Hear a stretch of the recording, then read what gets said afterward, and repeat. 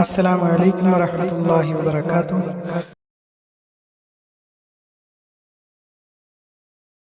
അടുത്ത ആദം അലി ഇസ്ലാമിൻ്റെ കഥയാണ്. 38-ാമത്തെ സൂറത്ത് 71-ാമത്തെ ആയത്ത്. അള്ളാഹു മലക്കുകളെ വിളിച്ചിട്ട് പറഞ്ഞ മനുഷ്യനെ ഉണ്ടാക്കാൻ പോവുകയാണ് കളിമണ്ണിൽ നിന്ന്. ഞാനങ്ങനെ ഉണ്ടാക്കി എല്ലാം റെഡിയാക്കി സെറ്റപ്പായി അതിനെ ആത്മാവ് അല്ലെങ്കിൽ റൂഹിനെ ഞാൻ ഊതിക്കഴിഞ്ഞാൽ നിങ്ങൾ സുജൂദ് ചെയ്യണം എന്ന് പറഞ്ഞു. മലക്കുകളെല്ലാവരും അങ്ങനെ ആയപ്പോൾ, അതായത് ആദം അലൈഹി ഇസ്ലാമിന് ജീവൻ വന്നപ്പോൾ സുജൂദ് ചെയ്തു. ഇബ്ലീസ് സുജൂദ് ചെയ്തില്ല, അവൻ അഹങ്കരിച്ചു, സത്യനിഷേധികളുടെ കൂട്ടത്തിലായിരുന്നു.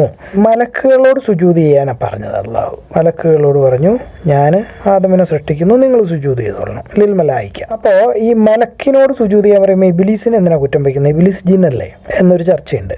അപ്പോൾ അതിൽ ഇമാമിങ്ങൾ പറയുന്നത് ഇബ്ലീസ് ജിന്നാണ്, പക്ഷേ 10,000-കണക്കിന് അല്ലെങ്കിൽ 1000-കണക്കിന് വർഷം നന്നായി നിസ്കരിച്ച് ഇബാദത്ത് ചെയ്ത് വലിയ സ്ഥാനങ്ങളെത്തി ഇബ്ലീസ്.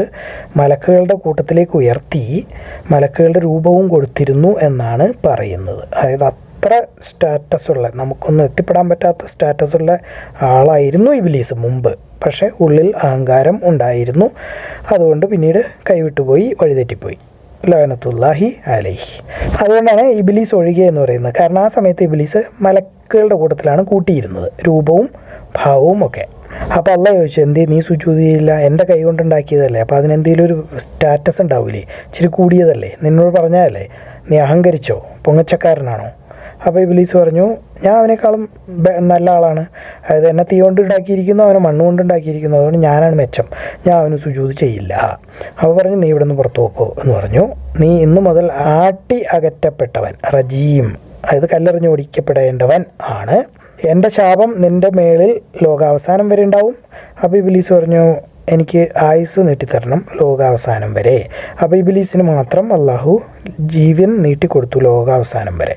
ബാക്കി ജിന്നുകളൊക്കെ 2000 10,000 ഒക്കെ കൊല്ലമൊക്കെ ജീവിക്കുന്നവരാണ്. ജിന്നുകൾക്ക് ദീർഘായുസുള്ളവരാണ്, ഭയങ്കര ദീർഘായുസുണ്ട്. അപ്പോൾ 10,000-കണക്കിന് അല്ലെങ്കിൽ 1000-കണക്കിന് കൊല്ലങ്ങൾ ജീവിക്കും. ഇബ്ലീസ് ലോകാവസാനം വരെ ജീവിക്കും. ആ സമയം വരും, അപ്പോൾ ഞാൻ നിന്നെ പിടിക്കും. ഇബ്ലീസും അള്ളാഹും തമ്മിലുള്ള സംസാരം, ഞാൻ നിൻ്റെ അടിമകളെ വഴിതെറ്റിക്കും. അപ്പോൾ അള്ളാഹ് പറഞ്ഞു, നല്ലവരെ ഒഴികെ അതിൻ്റെ അടുത്തേക്ക് നീ ചെന്നാൽ കളി നടക്കൂല എന്ന് പറഞ്ഞു.